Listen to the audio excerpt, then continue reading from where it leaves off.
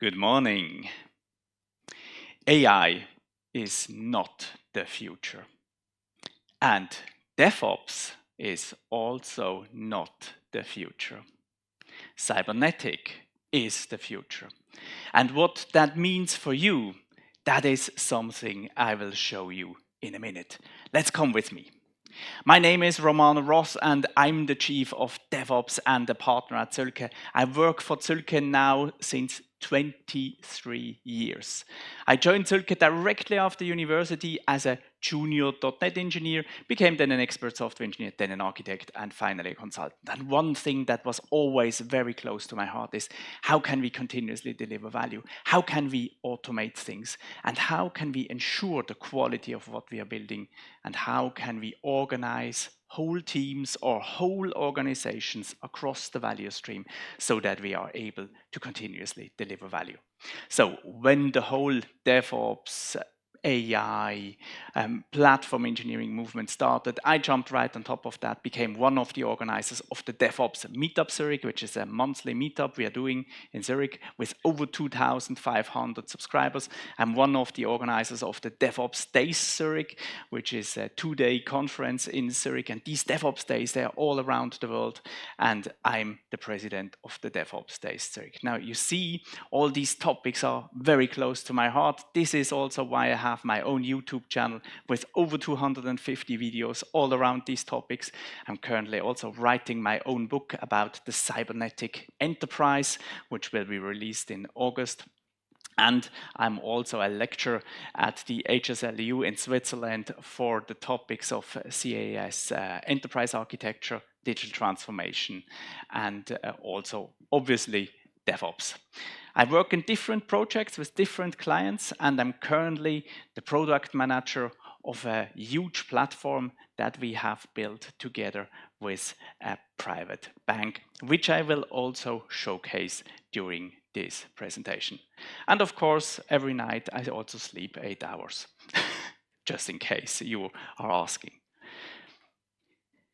Do you sometimes also feel that way, completely overwhelmed about these AI news, about all these new models that are coming, all these new techniques, all these things you need to know about AI? It's just mind-blowing how fast it is. Just this week, there were different conferences where new stuff was coming out. The latest thing is wipe coding, of course. It was coined in February 2025 by Andrei Kaparsky, and by end of February 2025 to be precise, and we already have 2 books with 0 experience behind it. Managers are coming to me and are telling me, hey, Romano, we don't need any developers anymore in the future. What is your opinion? Hands up, who believes that AI will replace developers and DevOps engineers? Who believes that? 1, 2 people. Let's have a look. Who has already built something with AI? Hands up. Yeah, of course you have. I mean, you need to try that. It's cool. It works somehow for Hello World stuff. But who has let an AI develop a complex system on its own, like, for example, an air traffic control system? Hands up. Ah, no one. Doesn't surprise me. But who of you believes that AI will once in the future develop and operate a complex system like an air traffic control system? Who thinks that? Huh? Some people? We need to have a talk at the coffee machine. So latest trends that we see coming is, of course, agentic AI, but the newest stuff I hear is that company wants to be a AI first company. Whatever that means, we are completely trapped in a hype. And you can see that very clearly by the numbers. When you look at the numbers, then you see here the investments that have been done over the years versus the revenues. And I just point out the 2025. 1,000 billion US dollar will be estimated to be invested into AI only this year. In 2025, the revenue will be roughly 120 billion out of that. And you can see there is a small gap between investments and revenue. And as always, someone will pay for that gap. And when you look at that, you can clearly see there is a little bit of a problem, because that gap is, of course, funded by some investors because they believe that the efficiency gains will be sort of in there. So what you see in that gap is what people believe the efficiency gains could be when we are doing AI. So quite big. Now, I already have experienced the same thing, and now you also recognize how old I am. In the year 2000, the internet came up and everyone wanted to go to the internet. Everybody needed an online thing, like an online shop. And startups were coming and were doing some online things, sort of. And of course, also the investments skyrocket. The revenue were not so big.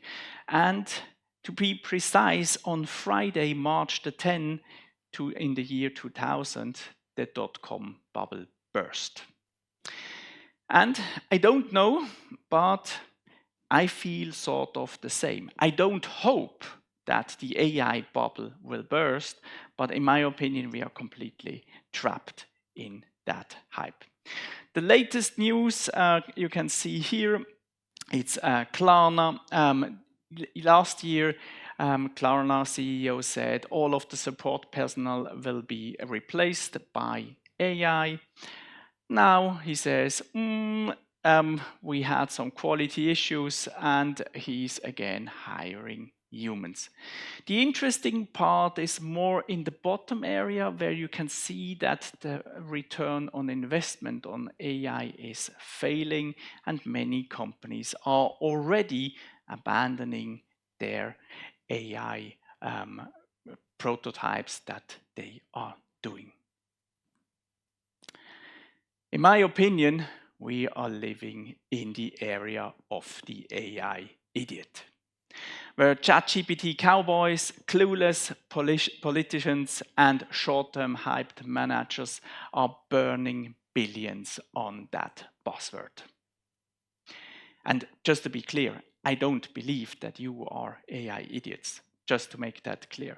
And also, there are wonderful people out there which are researching that topic, and they are absolutely brilliant. Nevertheless, I think AI is absolutely awesome.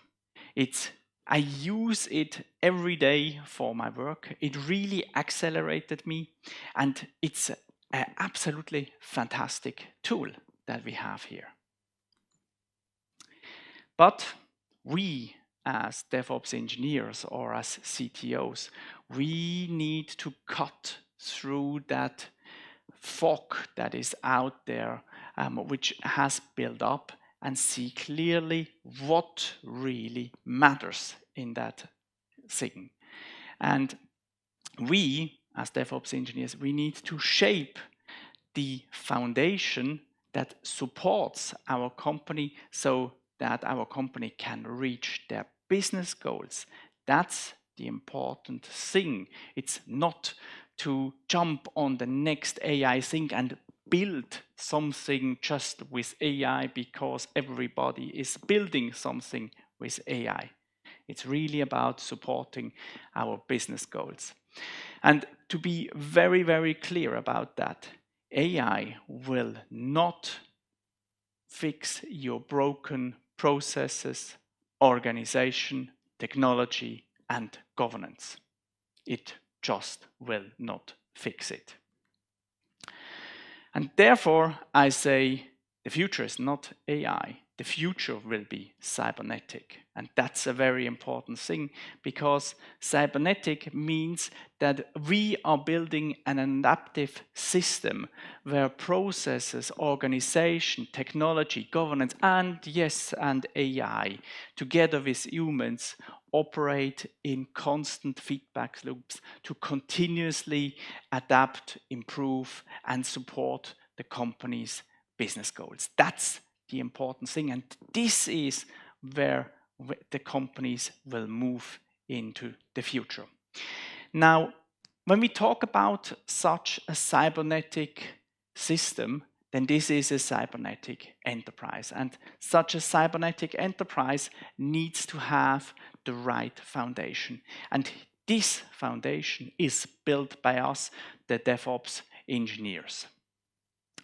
Now, as I always say, we are going into the area of software development industrialization.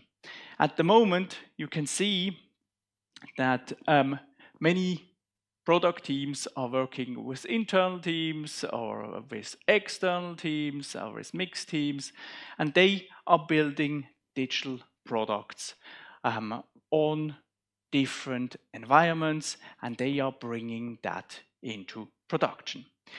That usually, in many companies, leads to quite a large tool landscape or even methodology landscape. Now, where the whole industry is moving, which is also a big trend, and you will see that at that conference, despite AI, is platforms. So many companies are building nowadays a platform where they are standardizing how software is built, how their digital products are built in their company, with a clear set of services and products which show them how to build their digital products, and with that you get this standardization over that platform. Now, when you look at the target operating model of such a cybernetic enterprise, then we are going clearly away from the product teams, which had a huge technology stack and all the roles in there, because the cognitive load was too high, and also the complexity to build these softwares were just too high. We are moving away from that and are moving into a direction where you have teams which support a smaller technology stack, and where you have teams that work on a digital product and solely focus on that product, on the feature development of that product, or even of that module. Below, you have a self-service platform that is built by a platform team which supports the large amount of the technology stack. That's an important thing. And now, because that's so important, we need to zoom in there, because there is usually quite a lot of misunderstanding when it comes to platform engineering. So when we look at that picture, then you can clearly see that on the bottom line, we have the platform team. The platform team builds a cybernetic platform. This is an internal product. And the customer of this internal product are the product teams. They use this cybernetic platform. That's the first important thing. The second important thing is that this is a self-service platform. There is no ticket ops. These product teams, they are using directly this cybernetic platform. This platform has all of the tools in there that the product teams need to develop their products. It has all the capabilities in that these product teams need to create their products. Now, the product teams, they have the end-to-end responsibility about their application. It means that they are doing DevOps. They build it and they run it. That's the important thing. Now, when we look at an example, because that's quite important, observability, for example, the platform team will give that capability of observability, for example, via Grafana or via Prometheus to the product teams. It can be by default dashboards or by Grafana that is already working. The product teams, they will use that capability on that cybernetic platform to monitor their application. So the monitoring is done by the product team because they have the end-to-end responsibility of their product. That's the important thing. And with that, you can clearly see that the platform teams, they are generating value for the product teams, and the product teams are generating value for the customers. That's the important concept behind platform engineering. Now, some of you might say, okay, Romano, sounds good in theory, but does that work also in practice? And yes, of course, that works also in practice. We at Zülke, we have built our own cybernetic delivery platform together with a private bank from Liechtenstein. And this should only be an example how that is, so that you get sort of a glimpse how you can also build your own platform. That's the important thing. So we at Zülke, we use that platform internally for our internal products. But we also use that for our customer projects. So when a customer comes and he has no other platform, then we will use that platform. But we also use it to give to customers so that they have their own platform, or we use it as a blueprint, or we use parts of it, because it's quite modular, as you will see in a minute.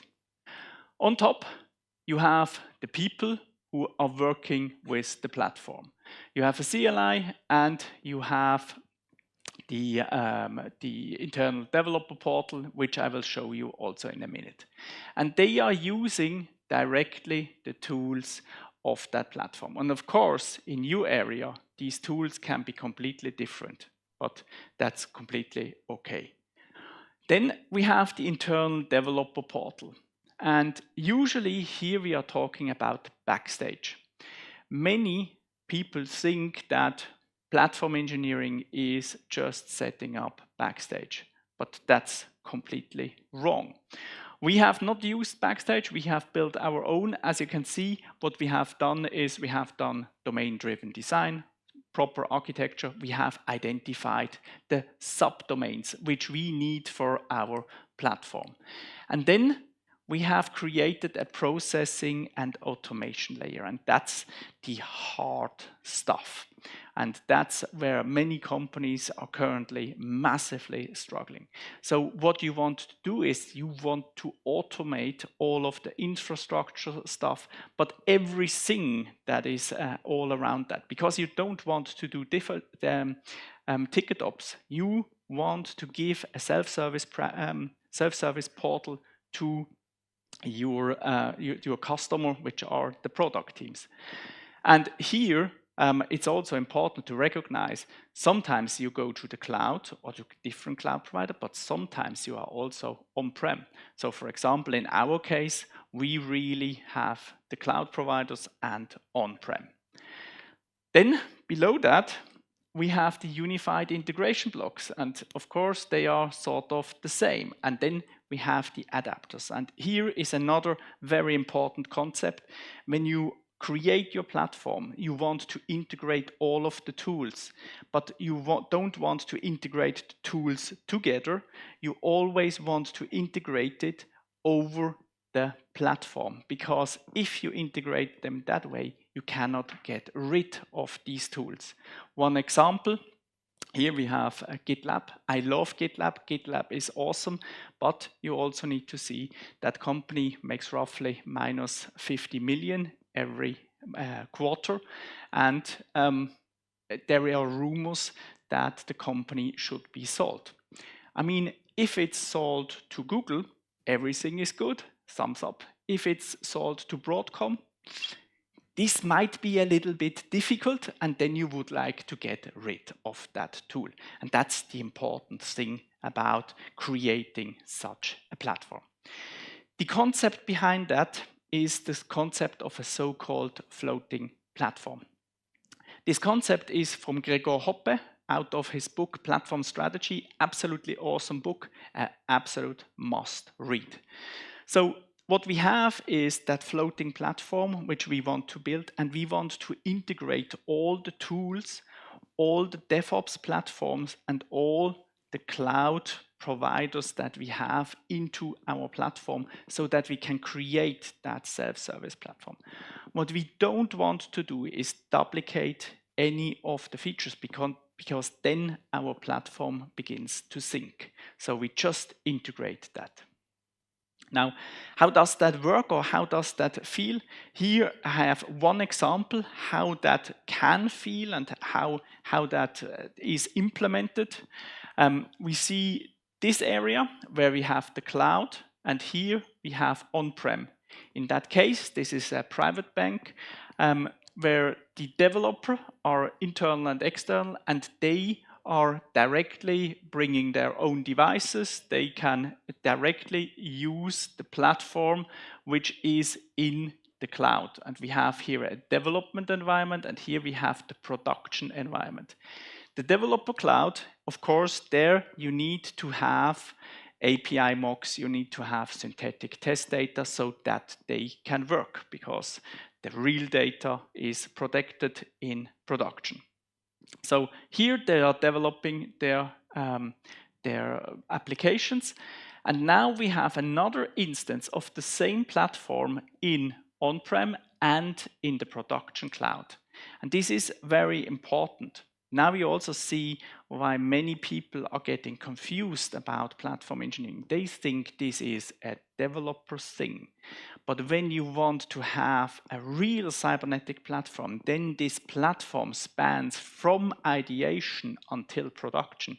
You have a seamless integration of the same platform, of the same tools. And that's a very important concept, which means that these platforms, they are going outside and getting the release candidates into the production directly. That's the important thing about that.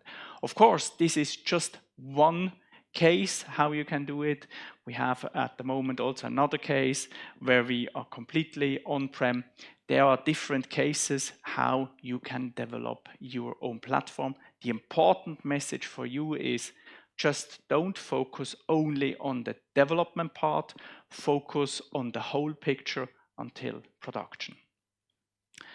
Now some of you may say, but Romano, hey, AI is not in this picture. Why is AI not there? Usually AI is everywhere. And here we are at a very important point. In your cybernetic platform, AI is just a capability. It is there to support the product teams in developing their application. That's the important thing. But not only that, over such a platform, you can provide AI in a secure and governed way to the whole to the whole enterprise, and that's the important thing about that. So some of you might say, but Romano, it's such a small box. AI is usually huge. So let's zoom in. It's not that small, and now you also feel a little bit the extent of such a platform that you can build. So when we look at that, then of course on the top layer we have the application. We have there, for example, chatbots, synthetic test data, AI coding assistance that you want to provide, or knowledge management. All of these systems you want to provide to the whole company, but also to your product teams. That's an important layer. The second layer is then the tools, where you have prompt engineering, vector databases, or even golden path solution for AAG solutions. That's also very important that you can provide that over the platform to your teams. And then on the second, on the lower level, you have your model hub, where you store the different versions of the models that should be used, where they are versioned. And on the bottom layer, you have then your Gen AI infrastructure, which can be, of course, in the cloud, but in some cases, you also want to have that on-prem. And this is also some trend that I see very clearly, that many people are also now building their own data centers again up and hosting LLMs in their own data center. So now you have seen quite a lot of theory and how that is, but I would like to do a quick demo so that you get a glimpse how that feels when you have such a platform in place. And I hope everything works with the demo. What you see here is a platform that we use at Zölke.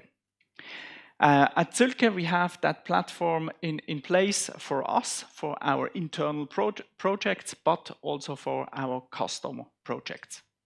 So this is how it looks like. And down here, you see some blurred out stuff. This is because of customer names. So I will go now into the administration area. And in the administration area, what we see is that at the moment, 461 users are using that platform. We have 15 partners and 26 spaces and 13 Kubernetes clusters which are running. And down here, we would see the costs of that. One important thing is the so-called partner concept, where we are able to onboard new partners. In our case, it's new customers. In the case of another bank, it's their vendors that they have. With that, we can just add a new partner. We enter their domain, and over Microsoft Entra ID and bring your own identity, they are onboarded. Now the important thing starts. You remember back the floating platform principle, all of the tools are integrated, which means they have now access to all of these tools and to the space or the source code repository, which also means we can onboard someone within a second, and of course we can offboard that person within a second, which is already quite awesome because in many companies this takes 2 weeks to a month. The other concept is the so-called space concept. A space is nothing else than a network zone. We use the hub-spoke network for that concept. And in such a space, our customers can create their own Kubernetes cluster, or they can use virtual machines in there. Let's go into one of the spaces. We have a platform space. So we built that thing inside of this platform. So eat your own dog food. As a developer, I directly see what tools that are in place in there.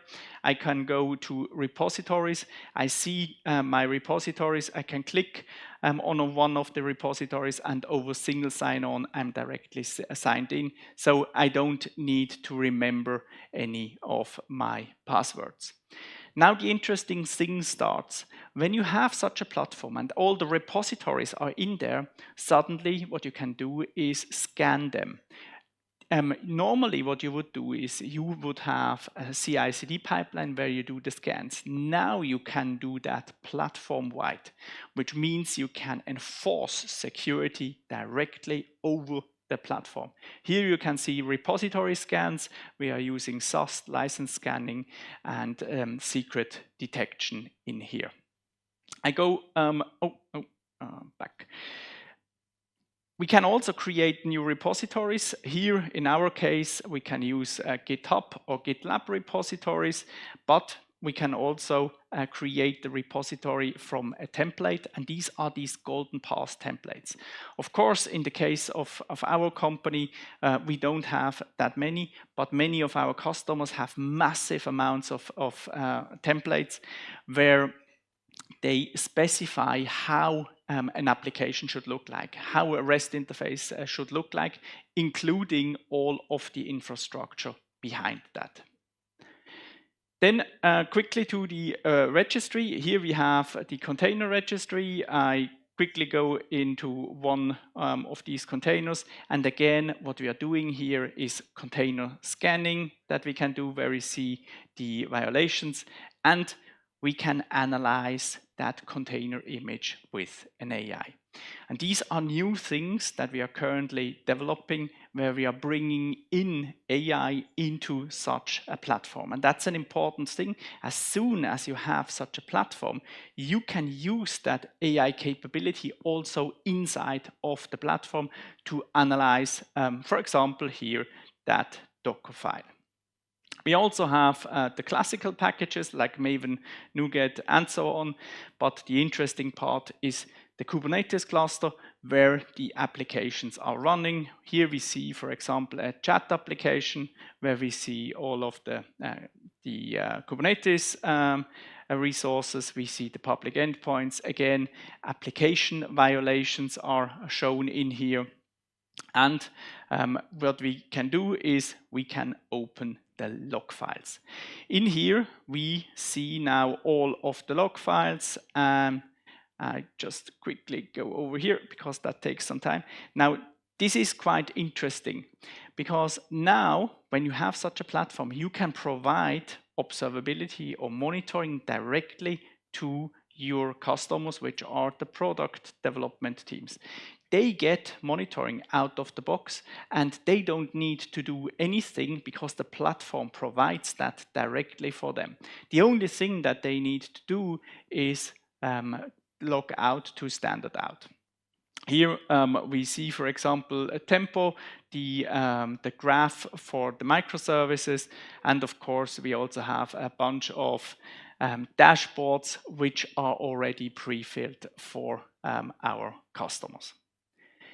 And with that, we go to the service catalog, and that's also an important thing because sometimes you want to have a new database, for example, a Mongo database, and then you can just click on that and the platform will provide that fully automatically for you. You don't need to care again about passwords, about backups. Everything is standardized in a governed way for you. And of course, our preferred way is via infrastructure as code, but you can also create it directly. But the interesting thing is that OpenAI. This is how you are providing to the development teams in a governed way AI use. And we also did that over that platform, and this helped us massively because before we had everybody was doing some AI stuff. It was absolute hell, and our CISO was like, whoa, what are you doing? And with that platform, we could bring that all in a secure and governed way. Based on that, we have developed a chatbot which is running on our on-prem infrastructure so that we don't put out any data to the cloud providers. We have a so-called reference finder. We are quite an old company, over 50 years old. We have thousands of projects. So if I want to ask, have we done a project like that, then I can type that in. We have a Zen AI project, which is just a bunch of very interesting prompts that we use on a daily basis. And then we have a whole education platform for our people with examples on how to develop their AI stuff. And all of these things that you just saw, they are all running on that platform. This is when you have such a platform, this is a massive enabler. In the meantime, people can create a new application within 15 minutes, and they are directly in production with certificate, with backups, with everything fully standardized, and also our CISO is absolutely happy with that. So that's a huge enabler.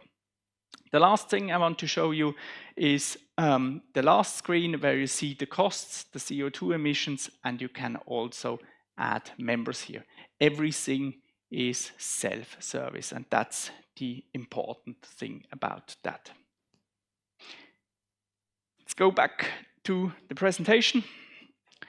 So what you could clearly see is that we want to move away from that picture that we see here, where you have ticket ops, where you need to wait for weeks until you get some infrastructure stuff, where the services of cloud providers are just put there and you need to figure out how to use it.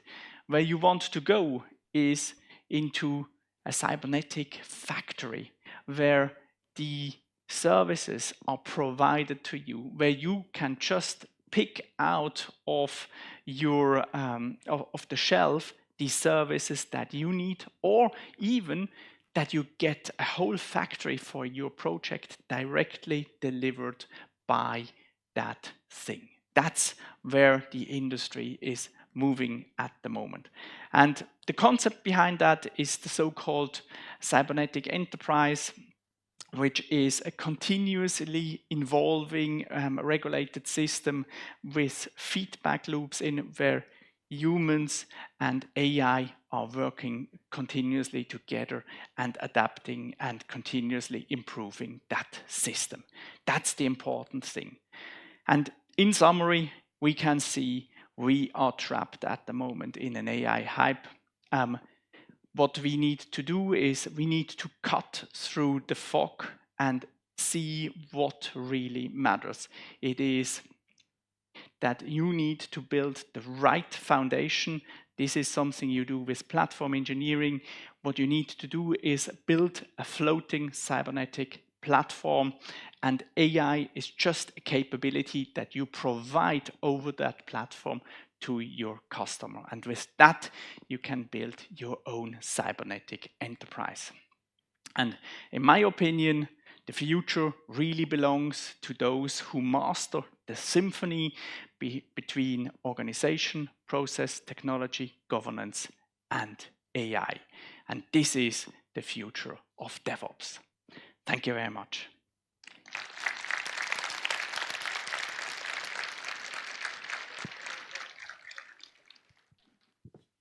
All right, thank you so much. And let's go through your questions. I want to remind you that we have a Slido platform. So this platform is for you to write your questions. And Roman, here we go. Could AI replace mentioned platform team in the future? If not, why?